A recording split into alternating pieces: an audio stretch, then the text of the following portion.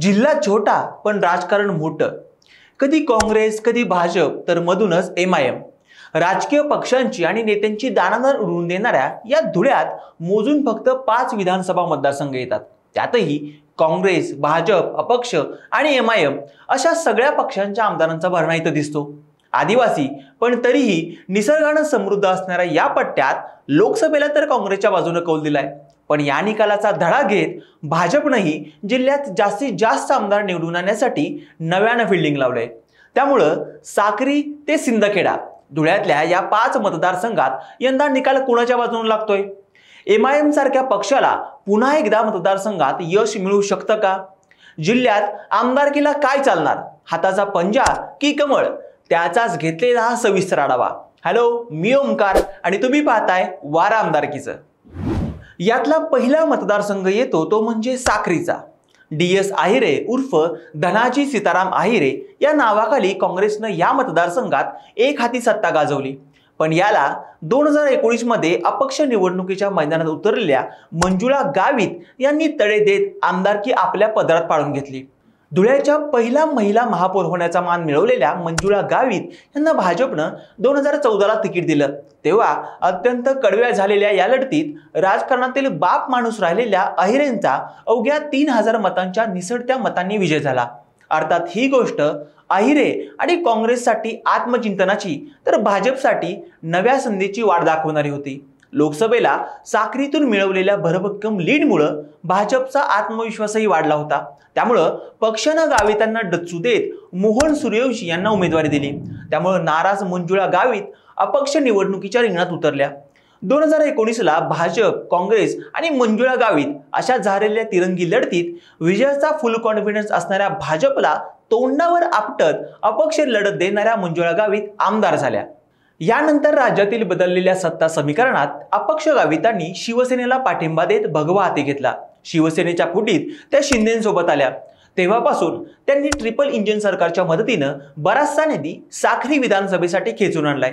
त्यांचे पतीही शिंदे गटाचे जिल्हा प्रमुख असल्यानं यंदा धनुष्यबाणाच्या चिन्हावर त्या यंदा निवडणुकीच्या मैदानात उतरतील यात काही शंकाच नाहीये. काँग्रेसच्या बाजूनं इथलं वातावरण असलं तरी मंजुळा गावित यांचं पारडं सध्या तरी मतदारसंघात जड दिसतंय. दुसरा मतदारसंघ येतो तो म्हणजे धुळे ग्रामीणचा. काँग्रेसचे कुणाल पाटील 2019च्या निवडणुकीत धुळे मतदारसंघातून मोठ्या लीडनं आमदार झाले. भाजपच्या मनोहर बदाने हे या निवडणुकीत पराभूत झाले. सध्याची राजकीय परिस्थिती पाहिली तर जिल्ह्यात काँग्रेसच्या बाजूचं वातावरण दिसतंय. धुळे ग्रामीण मतदारसंघात तब्बल 30 वर्ष काँग्रेसच्या रोहिदास पाटील यांनी एक हाती सत्ता गाजवली. त्यांचीच परंपरा पुढे त्यांचे चिरंजीव कुणाल पाटील यांनी चालवली. 2014च्या मोदी लाटेत शिवसेनेकडून उभे राहिलेल्या शरद पाटलांचा तर 2019ला मनोहर बदाने यांचा पराभव करत त्यांनी आपल्या मतदारसंघातील जवाहर गटाचं वर्चस्व सिद्ध करून दाखवलं. सूतगिरणी, मेडिकल कॉलेज, शैक्षणिक संस्था या जवाहर गटाच्याच आहेत. त्यासोबतच नुकत्याच झालेल्या खरेदी विक्री संघाचा विजय, रस्त्याच्या कामकाजापासून अक्कलपाडा धरणाच्या पूर्ण क्षमतेसाठी शासनाकडे घेतलेला पाठपुरावा यामुळे कुणाल पाटील हे नेहमीच उजवे राहिलेत. त्यांच्या विरोधात कोण निवडणुकीत उतरेल हे कन्फर्म नसलं तरी त्यांचा विजय ग्रामीणमधून सोपा दिसतोय. तिसरा विधानसभा मतदारसंघ येतो तो म्हणजे धुळे शहराचा. धुळे शहर हा तसा अनिल गोटे यांचा मतदारसंघ. एकेकाळी पत्रकार राहिलेल्या अनिल गोटे यांनी राज्यभरात समाजवादी जनता पार्टी आणि त्यानंतर स्वतःच्या लोकसंग्राम पक्षाच्या वतीने रंगवलेल्या भिंतींमुळे त्यांचं नाव सर्वदूर पोहोचलं. पुन्हा तेलगी प्रकरणात त्यांचं नाव चर्चेत आलेलं. आमदार अनिल गोटे यांनी तब्बल 3 वेळा वेगवेगळ्या पक्षाच्या चिन्हावर या मतदारसंघातून निवडणूक लढवून जिंकले.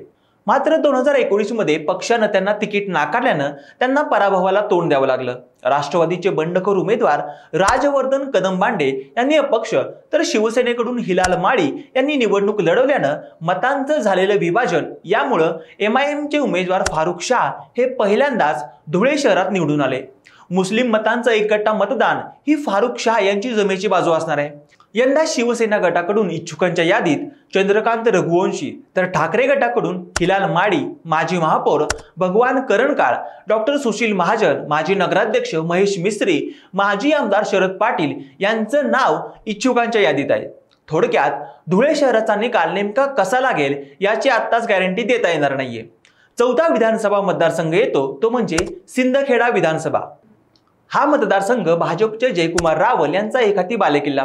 प्रत्येक निवडणुकीत राष्ट्रवादीच्या उमेदवाराला चितपट करत ते मोठ्या मताधिक्यानं निवडून येत आहेत।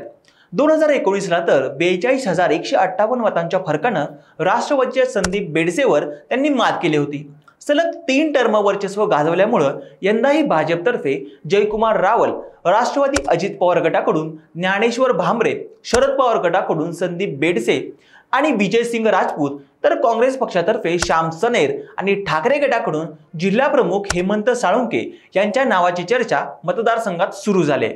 राष्ट्रवादीची ताकदही मतदारसंघात बरीच असली तरी कार्यकर्त्यांच्यात उभी फूट पाडण्याचा तोटा भाजपच्या पथ्यावर पडण्याची दाट शक्यता आहे।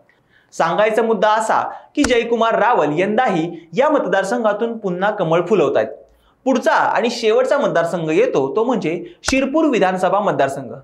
जलसंवर्धन पॅटर्न म्हणून शिरपूरचं नाव आजही देशभरात गाजतंय।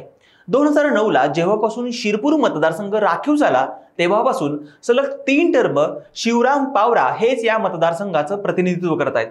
काँग्रेसमध्ये असणाऱ्या पावरा यांनी 2019 मध्ये निवडणुकीच्या तोंडावर भाजपमध्ये प्रवेश करत काँग्रेसला मोठा धक्का दिला।